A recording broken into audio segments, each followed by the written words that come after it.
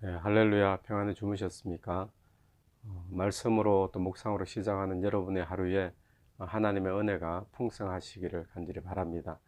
오늘 묵상할 하나님의 말씀은 고린도전서 7장 1절부터 24절까지 말씀입니다. 네, 제가 한번 읽겠습니다. 너희가 쓴 문제에 대하여 말하면 남자가 여자를 가까이 아니함이 좋으나 음행을 피하기 위하여 남자마다 자기 아내를 두고 여자마다 자기 남편을 두라. 남편은 그 아내에 대한 의무를 다하고 아내도 그 남편에게 그렇게 할지라. 아내는 자기 몸을 주장하지 못하고 오직 그 남편이 하며 남편도 그와 같이 자기 몸을 주장하지 못하고 오직 그 아내가 하나니 서로 분방하지 말라. 다만 기도할 틈을 얻기 위하여 합의상 얼마 동안은 하되 다시 합하라. 이는 너희가 절제 못함으로 말미암아 사탄이 너희를 시험하지 못하게 하려 함이라.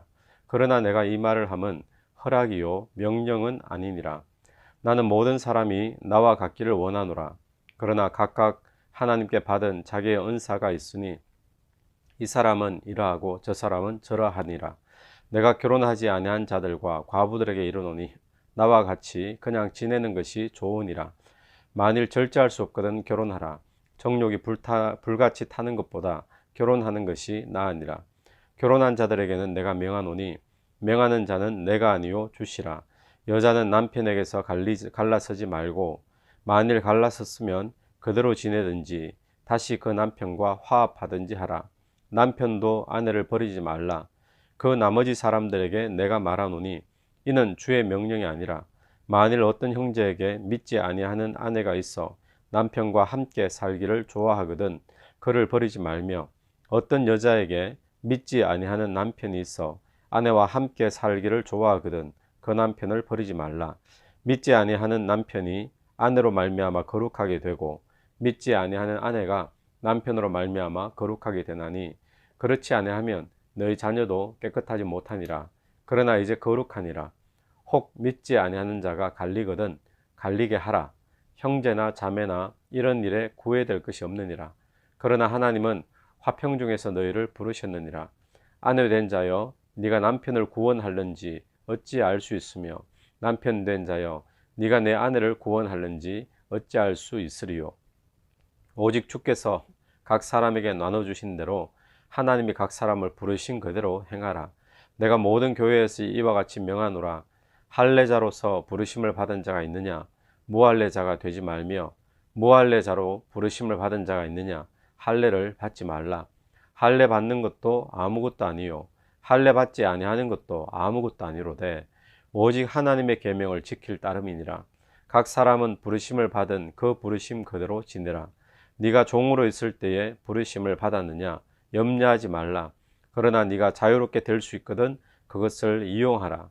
주 안에서 부르심을 받은 자는 종이라도 주께 속한 자유인이요 또 그와 같이 자유인으로 있을 때 부르심을 받은 자는 그리스도의 종이니라. 너희는 값으로 사신 것이니 사람들의 종이 되지 말라. 형제들아 너희는 각각 부르심을 받은 그대로 하나님과 함께 가라. 아멘. 오늘 본문 조금 길었습니다. 오늘 본문은 어제에 이은 본문으로 우리가 함께 연결해서 봐야 될 것 같습니다. 바울이 고린도 전서를 적을 당시 바울 시대에 유행했던 사상은 헬라 사상이라고 우리가 어제 함께 말씀을 나눴죠. 헬라 사상의 주된 특징 중에 하나가 이원론적인 사상이다 그랬습니다. 이 이원론은 어떤 사상인가 하면 물질적인 것, 육체를 포함해서 물질적인 것은 천하고 가치 없고 또 의미가 없고 또 심지어는 악한 것으로 생각을 하는 거예요. 근데 반대로 사상이나 또 정신이나 생각이나 또 영적인 것들은 중요하다, 또 가치가 있다, 선한 것이다, 그렇게 구분해서 생각을 하는 것이 이원론이죠. 자, 이렇게 이원론적인 사상이 헬라 사상의 어떤 주요 핵심적인 사상이다 보니까 이렇게 되어지면 어떤 문제가 생기는가 하면 두 가지의 극단적인 문제가 생기게 됩니다.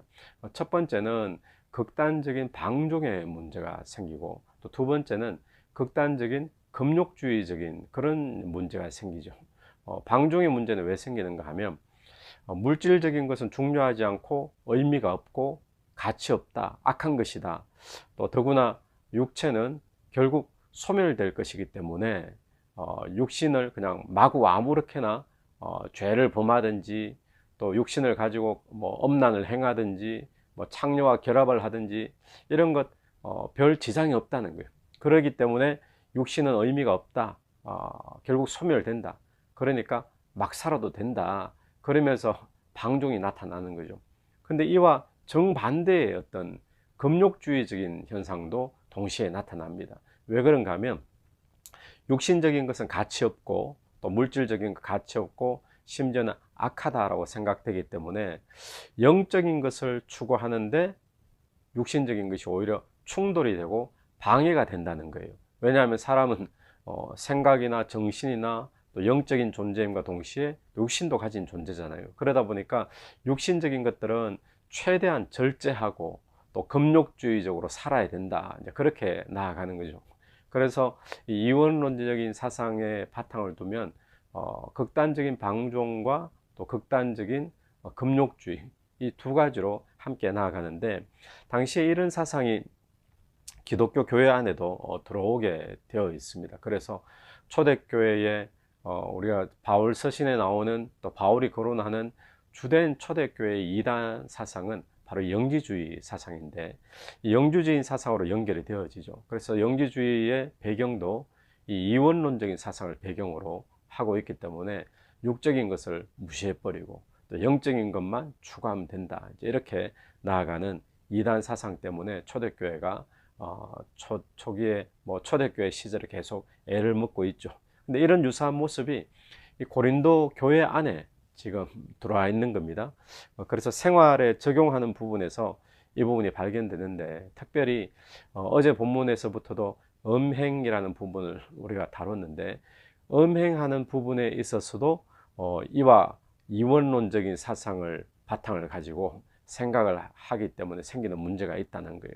그래서 음행과 관련해서 성적인 부분을 다루는데 1절 말씀을 한번 보시면 너희가 쓴 문제에 대하여 말하면 남자가 여자를 가까이 아니함이 좋으나 그래서 이 바울이 지금 대답을 하고 있는데 어떤 편지로 적은 문제가 있었는 거예요. 그 문제 속에서 어떤 문제를 적었는가 하면 이 극단적인 금욕주의적인 그런 문제를 지적을 했어요.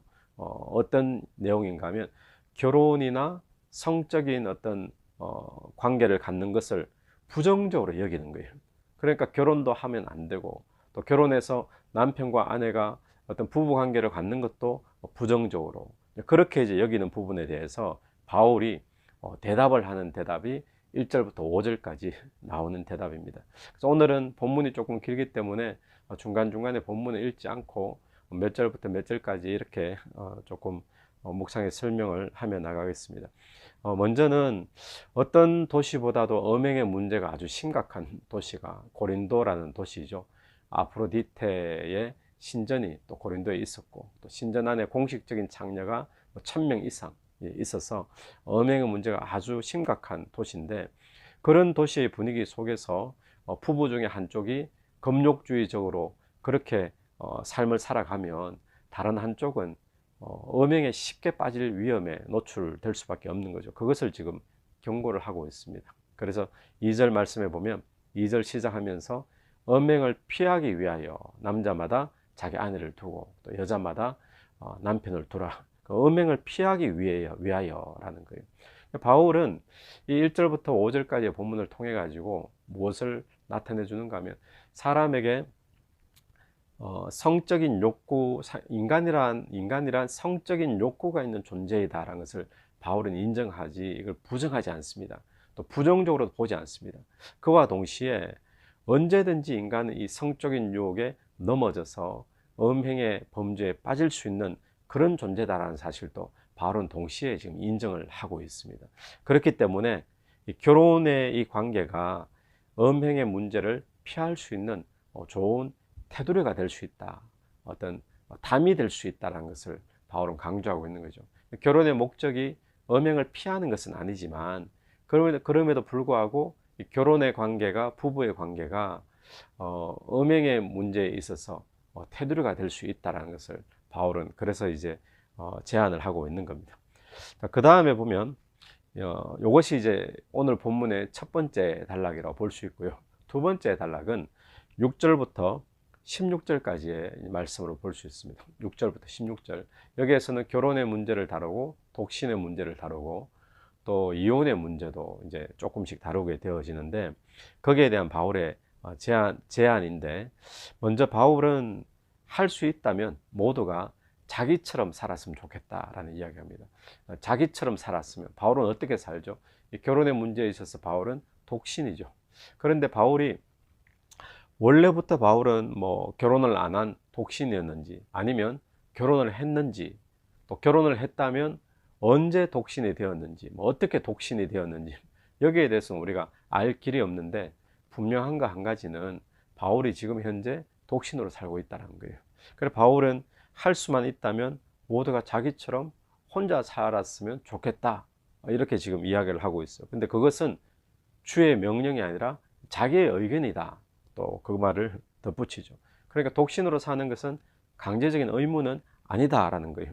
그러면서 결혼하지 않은 미혼이나 과부된 사람들에게는 8절 말씀에 그냥 혼자 지내는 것이 좋다라고 이야기를 이 바울의 제안입니다. 좋다라는 거고 또 10절에 보면 그럼 결혼한 자들은 서로 갈라쓰지 마라 라는 것을 이야기하고요. 또 11절에서는 혹시 이미 갈라섰다면 그냥 혼자 살든지 아니면 다시 배우자와 화합해라 이걸 바울은 제안을 하고 있죠.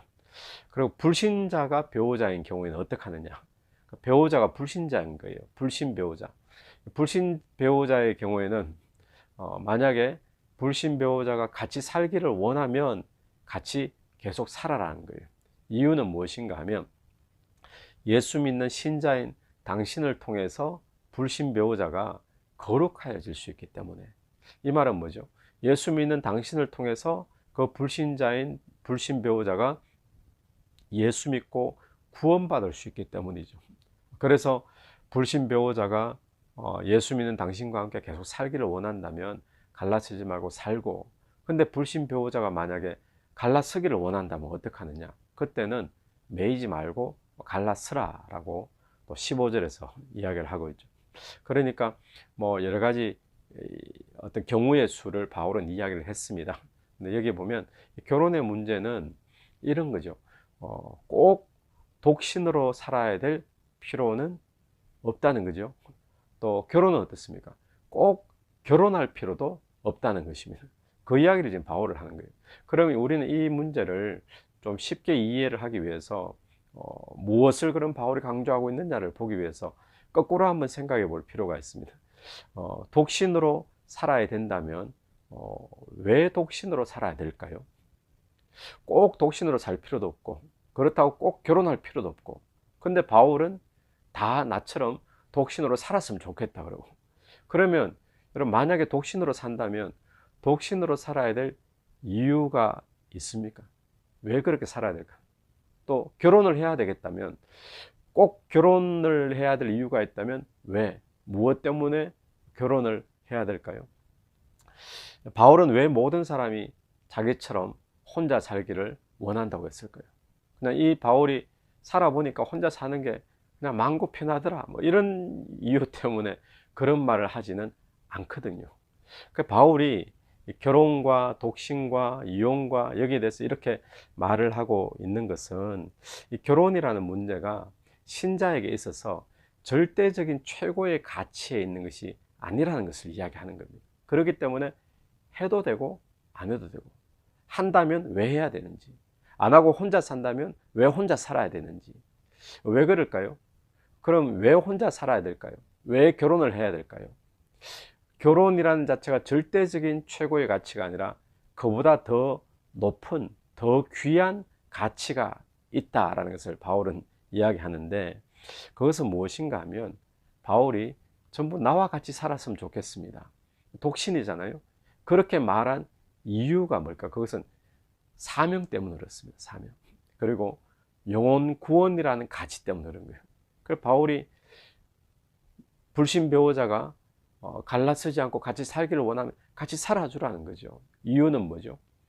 그 영혼이 구원받기 위해서. 오늘 우리가 생각해야 될 중요한 가치는 결혼하느냐 안 하느냐, 이 문제보다 더 중요한 것은 왜 결혼하느냐 한다면, 또 결혼을 안 한다면 왜 안 해야 되는가. 그것이 그냥 내가 좋아서 또는 뭐 내 감정이 이래서 그렇기보다도 저와 여러분에게 그것보다 더 고차원적인 최고의 가치 때문에 내가 결혼을 하고, 또 최고의 어떤 가치 때문에 결혼을 안 하고 혼자 살고, 그것이 무엇인가 하면 우리의 사명 감당하기 위해서, 또 영혼을 구원하기 위해서, 그것보다 이 땅에서 우리가 붙잡아야 될 높은 가치는 없는 줄로 믿습니다. 그러니까 바울은 그런 차원에서 이 결혼과 또 독신의 관계를 정리하고 있죠. 오늘 또 저와 여러분이 이미 결혼해서 결혼 생활을 하는 분들, 또는 미혼으로 살고 있는 분들 있다면, 오늘 우리가 왜 결혼 생활을 하고 있는지, 또 미혼으로 살고 있는데 앞으로 결혼할 때 왜 내가 결혼을 해야 되는지, 아니면 혼자 산다면 왜 내가 혼자 살아야 되는지, 그 분명한 이유가 여러분 사명이 되길 바라고, 또 영혼 구원이 되길 바라고, 또 하나님 나라 위에 사는 그것이 되기를 간절히 바랍니다. 그 다음에 나오는 말씀은 17절부터 오늘 마지막 절 24절까지인데, 교회 안에는 다양한 사람들이 존재하죠. 오늘 본문처럼 결혼한 사람, 또 독신으로 사는 사람, 또는 뭐 미혼인 사람, 또 뭐 여러 사람들이 존재합니다. 그리고 오늘 본문에 나오는 것처럼 또 할례자, 무할례자, 또 유대인이냐 이방인이냐, 현대도 마찬가지죠. 출신 배경이 다 다르기 때문에 다양하고요. 또 사회적인 신분이나 또 지위가 사람마다 다양하고, 처한 여건이 다 다양하죠. 이런 다양성 때문에 교회 안에는 갈등이 또 많이 생기게 됩니다. 실제로 이 고린도 교회 안에도 유대인들은 할례를 받은 사람, 또 이방인들은 할례를 안 받는 사람들, 그러니까 할례 받은 사람들은 할례를 안 받은 무할례자들을 은근히 무시하는 그런 경향들이 초대교회 갈등으로 많이 등장을 하고 있죠. 자, 여기에 대해서 바울은 무엇을 권면하느냐, 17절 말씀을 해서, 우리 17절 말씀은 우리 같이 한번 보면 좋겠습니다. 17절 말씀 제가 한 번 더 읽겠습니다. 오직 주께서 각 사람에게 나누어 주신 대로 하나님이 각 사람을 부르신 그대로 행하라. 내가 모든 교회에서 이와 같이 명하노라. 주께서 각 사람에게 나눠 주신 대로, 또 각 사람에게 부르신 대로라고 이야기를 하죠. 그럼 바울은 이 다양성을 어떻게 이해를 하고 있는가 하면, 하나님이 부르심이 우리에게 다양성으로 나타납니다. 모든 사람을 하나님이 똑같은 모양으로 부르지 않으셨죠. 어떤 사람에게는 뭐랄까요, 뭐 오늘 본문처럼 종인데 종의 상태에서 하나님이 구원하셔서 부르신 사람도 있어요. 여전히 그의 신분은 예수 믿고 난 뒤에도 종이요 노예일 수도 있는 거죠. 하나님께서 그 사람이 종이기 때문에 종으로서 할 수 있는 특별한 사명이 있다는 것입니다. 또 어떤 사람은 이방인으로서, 또 현대에도 마찬가지죠. 어떤 사람은 부자일 수도 있고요, 어떤 사람은 가난할 수도 있고, 어떤 사람은 경영자일 수도 있고 주인일 수도 있고, 어떤 사람은 그냥 월급쟁이로 일하는 직원일 수도 있고, 수많은 다양성 가운데 이것은 하나님께서 각자에게 나누어 주신 하나님의 부르심이라는 거예요. 그렇게 바울은 이해를 하고 있는 거죠. 그러므로 우리가 다른 사람과 내가 다르다라는 거, 신분이 다를 수 있고, 또 경제적인 부분이 다를 수 있고, 외모도 다를 수 있고, 뭐 키도 다를 수 있고, 많은 부분이 있는데, 이런 부분을 차별이라든지 또는 우월, 열등, 이런 관계에서 우리가 이해할 것이 아니고, 하나님이 나를 부르심의 관계에서, 우리가 사명의 입장에서, 은사의 입장에서 이 부분은 이해를 해야 된다는 것입니다. 그래서 바울이 예를 드는 신분 가운데 할례자, 무할례자가 있었고, 또 종이 있었잖아요. 이 종은 그 당시에 가장 낮은 신분이 노예, 종인데, 그 종의 상태로 하나님이 구원하여 주셨다. 그러면 계속 종으로 있다. 이것은 종으로서 할 수 있는 뭔가가 있는 거죠. 오늘 하나님이 저와 여러분에게는 호주 땅에서, 또 골드코스트에서 이 호주 땅에서 살고 있는 한국인으로 우리를 부르셨죠. 여기에는 하나님의 어떤 특별한 어떤 사명이 있는 줄로 믿습니다. 호주 땅에 사는 백인으로가 아니라, 호주 땅에 사는 중국인으로가 아니라 호주 땅에 사는 한국인이기 때문에 할 수 있는 뭔가가 있다는 것입니다. 여러분, 오늘 그것이 하나님 우리를 부르신 부르심이다라는 사실을 기억하면서 다양성 때문에 위축되거나 또 다양성 때문에 남들에게 우월감을 가지고 자랑하거나 그런 것이 되지 않기를 바라고, 이 다양성을 바라보며 하나님께서 내게 주신 은사로 또 사명으로 또 부르심으로 그렇게 이해하며 접근하여서 우리가 남들과 다른 부분이 또 복음 증거에 하나님 나라에 쓰임 받게 되기를 간절히 바랍니다. 주의사항이 있었어요. 종이지만 더 이상 다른 사람에게 메인 종은 아니다. 사명자다라는 것이죠. 그러면 어떻게 각각의 이 다양한 신분 또 다양한 자리에서 하나님의 부르심을 감당할 수 있을까요? 그것은 하나님이 부르신 자리에서 하나님의 말씀 따라 사는 겁니다. 그것이 19절 말씀이죠. 19절도 한번 읽겠습니다. 할례 받는 것도 아무것도 아니요 할례 받지 아니하는 것도 아무것도 아니로되 오직 하나님의 계명을 지킬 따름이라. 쉽게 이야기하면 키 크고 잘생긴 것도 아무것도 아니에요.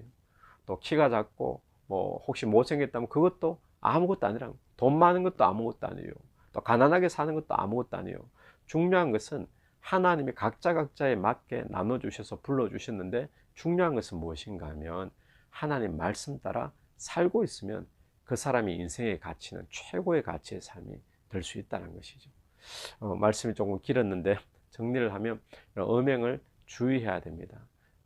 또 음행을 피하기 위해서 가정이라는 것이 테두리가 되어진다라는 거 기억해야 되고, 우리가 결혼해야 될 이유, 또 독신으로 살아야 될 이유, 그런 것들이 있다면 사명이죠.